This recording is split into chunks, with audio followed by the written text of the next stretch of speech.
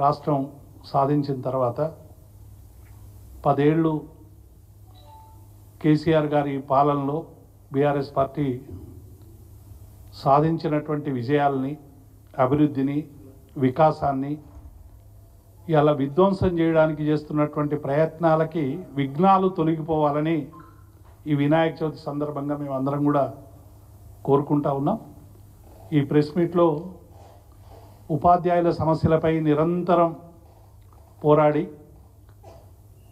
TRS party శాసనమండలి విప్పుగా పనిచేసినటువంటి పెద్దలు, మాజీ శాసనమండలి సభ్యులు సుధాకర్ రెడ్డి గారు ఈ ప్రెస్ మీట్లో పాల్గొంటూ ఉన్నారు. అట్లాగే మరి ఇటీవలనే టీఆర్ఎస్ పార్టీలో చేరినటువంటి సుదీర్ఘకాలం స్టేట్ టీచర్స్ యూనియన్లో పనిచేసి రాష్ట్ర అధ్యక్షునిగా, ప్రధాన కార్యదర్శిగా వివిధ హోదాల్లో పనిచేసినటువంటి భుజంగరావు గారు కూడా ఈ ప్రెస్ మీట్లో పాల్గొంటున్నారు. వారిద్దరికి కూడా మరొకసారి స్వాగతం చెప్తూ 2-3 అంశాలు ప్రధానంగా మీ దృష్టికి తీసుకురావడానికి ఈ వినాయక చవితి అయినప్పటికీ కూడా మీకు ఇబ్బంది పెట్టి ఈ సమావేశాన్ని పెడతా ఉన్నాం. హరీష్ రావు గారు నిన్న మొన్న నిరంతరం కూడా హరీష్ రావు గారు ప్రజలకు సంబంధించినటువంటి అనేక సమస్యల మీద గౌరవ మా అధినేత కేసీఆర్ గారి ఆదేశాల మేరకు అనేక సమస్యల పరిష్కారం కోసం నిరంతరం కూడా మా ప్రజాప్రతినిధులు, మా మాజీ మంత్రులు, హరీష్ రావు గారు, మిగతా అందరూ కూడా ఇవాళ క్షేత్రస్థాయిలో ఉంటా ఉన్నారు. ప్రజలకు సంబంధించిన ఏ సమస్య వచ్చినా ప్రతిపక్షంగా మా బాధ్యత ఇదని మీ ద్వారా ప్రజలకు తెలియజెప్పేటువంటి ప్రయత్నం ఒకవైపు చేస్తూనే మరొక వైపు ప్రభుత్వం మీద ఒత్తిడి తెచ్చేటువంటి కార్యక్రమాన్ని కూడా వివిధ రూపాల్లో చేస్తున్నటువంటి విషయాన్ని మీరు అందరూ కూడా చూస్తూ ఉన్నారు. అది వరద బాధితుల విషయంలోనైనా, రుణమాఫీ విషయంలోనైనా, ఉద్యోగ ఉపాధ్యాయుల సమస్యల్లోనైనా, చిన్న తరగతి ఉద్యోగుల విషయంలోనైనా, జీతాల చెల్లింపులో అలసత్వం పైన కానీ ఇవన్నీ కూడా హరీష్ రావు గారు ఎప్పటికప్పుడు మా అధినేత కేసీఆర్ గారి సూచనల మేరకి ఎప్పటికప్పుడు కూడా ఈ విషయాలన్నీ కూడా ప్రజల దృష్టికి, ప్రభుత్వం మీద ఒత్తిడి తీసుకురావడానికి ప్రయత్నం జరుగుతూ ఉంది. హరీష్ రావు గారు మాట్లాడుతూ ఉంటే కొంతమంది విపరీతమైనటువంటి వ్యాఖ్యానాలు చేస్తూ ఉన్నారు.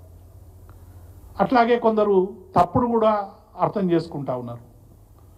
నిన్న గాంధీ ఆసుపత్రిలో హరీష్ రావు గారు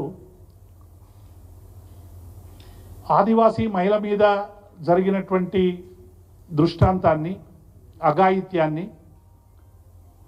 ప్రజలకందరికీ తెలియజెప్పడానికి, వారిని పరామర్శించడానికి, అట్లాగే రుణమాఫీ జరగలేదనేటువంటి ఆవేదనతో సురేందర్ రెడ్డి అనేటువంటి రైతు ఆత్మహత్య చేసుకుంటే వాటికి సంబంధించినటువంటి విషయాలు కూడా ప్రజలకు చెప్పడానికి నిన్న గాంధీ ఆసుపత్రికి మా శ్రీనివాస్ యాదవ్ గారు, హరీష్ గారు, చాలామంది మా ప్రజాప్రతినిధులందరూ కూడా నిన్న పోయారు. ఆ సందర్భంగా హరీష్ రావు గారు ఈ రాష్ట్రంలో శాంతి భద్రతల పరిస్థితి కుప్పగూలింది, పోలీస్ వ్యవస్థ అంతా కూడా సరిగ్గా పనిచేయడం లేదు అని చెప్పి వారు వ్యాఖ్యానాలు చేసినటువంటి సందర్భాన్ని చూశాం. కేవలం ప్రేక్షక పాత్రగా కొంతమంది అధికారులు పనిచేస్తూ ఉన్నారనేటువంటి విషయాన్ని వారు చెప్పినటువంటి విషయం పత్రికల్లో వచ్చింది. దాని మీద పోలీస్ అధికారుల సంఘం మిత్రులు తప్పుడుగా అర్థం చేసుకుంటా ఉన్నారు. హరీష్ రావు గారు కానీ, బీఆర్ఎస్ పార్టీ కానీ, మా నాయకుల వివరం కూడా పోలీస్ అధికారులన్నా, కానిస్టేబుల్ అన్నా, సంఘాలన్నా మాకు అపారమైనటువంటి గౌరవం అనేటువంటి విషయాన్ని మేము ఈ సందర్భంగా గుర్తు చేస్తూ ఉన్నాం. మేము అనే వ్యాఖ్యలు వ్యవస్థకు సంబంధించినటువంటి వ్యాఖ్యలు. ఈ వ్యవస్థలో సమూలమైనటువంటి మార్పు జరగాలి, ప్రజల పట్ల బాధ్యత పెరగాలి, శాంతి భద్రతల పరిస్థితి బాగుండాలి అనేటువంటి కోణంలో శాంతి భద్రతల వైఫల్యాలని ప్రజలకు దృష్టికి తీసుకొచ్చేటువంటి ప్రయత్నం మేము చేస్తూ ఉన్నాం. అందులో భాగంగానే హరీష్ రావు గారు చెప్తే దాన్ని అర్థం చేసుకొని హరీష్ రావు గారి మీద పోలీస్ అధికారుల సంఘం చేసినటువంటి వ్యాఖ్యల్ని మేము వారు తప్పుడుగా అర్థం చేసుకున్నారని ఆ మిత్రులకు మేము సూచన చేస్తూ ఉన్నాం. హరీష్ రావు గారు కొత్తగా హరీష్ రావు గారి గురించి చెప్పేది ఏమీ లేదు. ఉద్యోగుల సమస్యలు, ఉపాధ్యాయుల సమస్యలు, హోంగార్డుల సమస్యలు, పోలీసుల సమస్యలు, ఈ రాష్ట్రంలో ఉన్న లక్షలాది మంది ఉద్యోగుల, ఉపాధ్యాయుల, కార్మికుల సమస్యలు ఎప్పటికప్పుడు నినదించి ఆ సమస్యల పరిష్కారం కోసం పనిచేసేటువంటి గొప్ప నాయకుడు హరీష్ రావు గారు. కేవలం పత్రికా ప్రకటనలే కాదు, వారు అసెంబ్లీలో కూడా ఉద్యోగుల, ఉపాధ్యాయ సంఘాలకు సంబంధించినటువంటి అనేక డిమాండ్లను అసెంబ్లీలో చాలా స్పష్టంగా ప్రస్తావించి ప్రభుత్వాన్ని అనేక విషయాల మీద వారు నిలదీసినటువంటి సందర్భాన్ని చూస్తూ ఉన్నాం.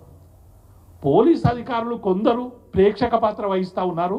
ఉదాహరణకి మొన్న ఖమ్మంలో వరద బాధితుల్ని హరీష్ రావు గారు పలకరించడానికి పోయినప్పుడు, ఒక మాజీ మంత్రులు వస్తున్నప్పుడు, బీఆర్ఎస్ పార్టీకి సంబంధించిన నాయకులు వస్తున్నప్పుడు ఎట్లా ఉండాలి, శాంతి భద్రతలకు సంబంధించినటువంటి సమస్య అనేటువంటి విషయంలో అవగాహన రాహిత్యంతో సరైనటువంటి బందోబస్తు లేకుండా కేవలం ఒక కానిస్టేబుల్, ఒక హోంగార్డును మాత్రమే ఎస్కాట్గా పెట్టి సిఐలు, ఎస్ఐలు ప్రేక్షక పాత్ర వహిస్తుంటే మా హరీష్ రావు గారి మీద, మిగతా ప్రజాప్రతినిధుల కార్ల మీద దాడి జరిగింది.